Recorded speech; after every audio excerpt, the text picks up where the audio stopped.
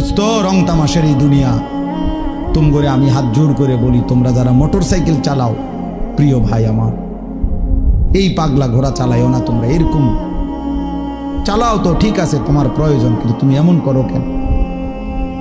এইটারে লইয়া এরকম এরকম দৌড়াও কেন? কে দেখে তোমার এটা?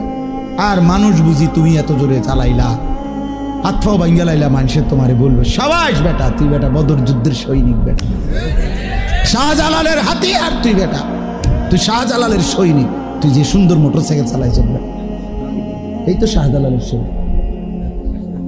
হ্যাঁ, যে বদর যুদ্ধের হাতিয়ার, গর্জি উঠুক, আরে না, যে বদর যুদ্ধের হাতিয়ার, এটা শাহজালালের সৈনিক। আজ তোমরা নওজোয়ান একটা চুলের ফ্যাশনের উপরে মজা পাইয়া গেলা, একটা মোটর সাইকেলের উপরে খুব তৃপ্তি হয়ে গেলা তোমরা, অথচ মুসলমানের রক্তে তোমাদের জিন্দেগি। আহা, এই ছেলেরা তোমরা কি করছো আমি বুঝি না বাপ। কেমনে পারলা এমন সুন্দর একটা জীবন মোবাইল দেখে দেখে শেষ করে দিতে? আল্লাহর জন্য জীবন দিবা কখন? মুসলমানের জন্য চোখের পানি ঝরবে না কখনো? ফিলিস্তিনি মায়ের আহাজারি তুমি শুনবা না কোনোদিন? মজলুমানের আহাজারি পৌঁছবে না কোনোদিন তোমার কানে? এজন্য ভাইয়া গুনাহ ছেড়ে দাও, তওবা করো বাপ।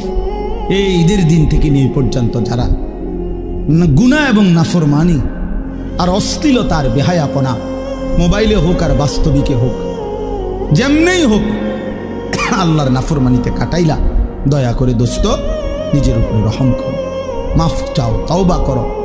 ভুল হয়েছে, এটা ভুল হয়েছে, এটা ভুল করেছ, এটা উচিত হয় নাই। আল্লাহকে এভাবে নারাজ করিলে একদিন মৃত্যু হবেই, সেদিন কিন্তু কবরে কষ্ট হবে।